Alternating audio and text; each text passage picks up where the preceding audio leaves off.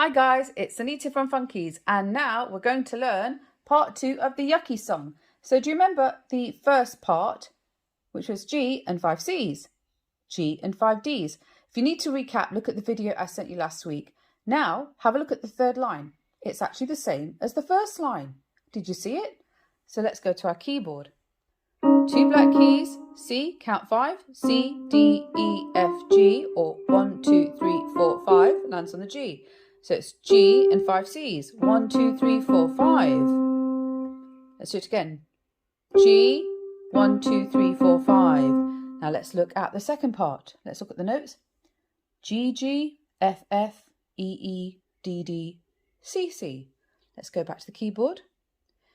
G, G, F, F, E, E, D, D, C, C. Simple. G, G, F, F, E, E, D, D, C, C.